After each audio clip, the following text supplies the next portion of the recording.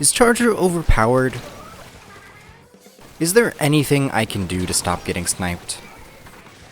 Is the world ending? No, yes, and maybe?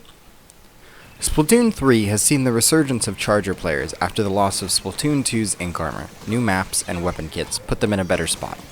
Most people, even Splat 2 veterans, don't have that much experience against them. They're a unique challenge to play against, and sometimes really frustrating.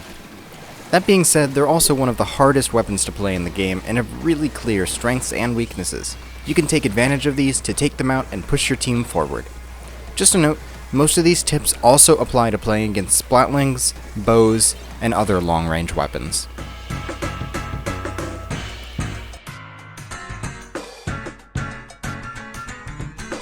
Chargers love open spaces, and being as hard to reach as possible.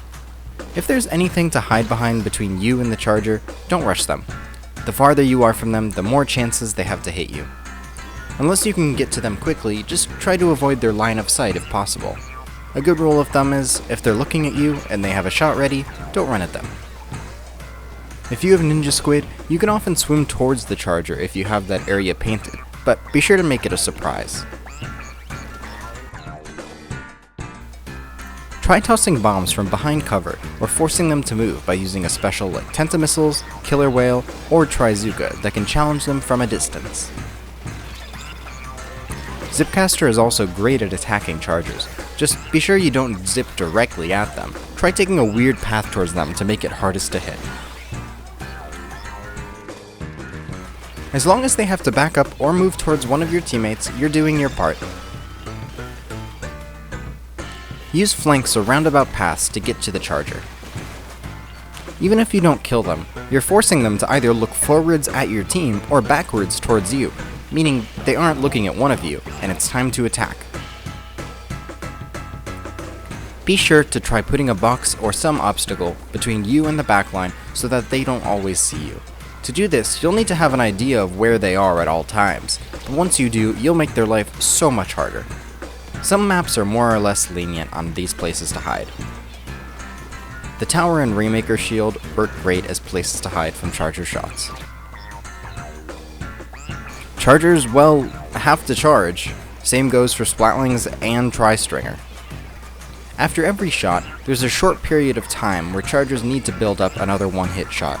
So immediately after they take a shot, you have a brief moment where you can move without worrying about getting sniped.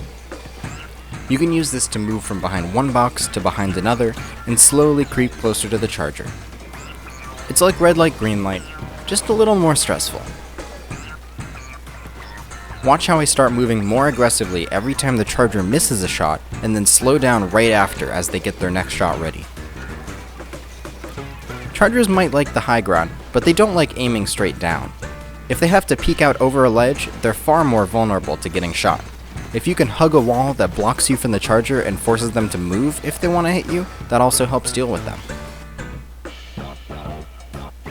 We talked about special weapons that help with Chargers, but main weapons that help deal with Chargers include blasters and sloshers, who can challenge and hit the Charger without peeking into their line of sight.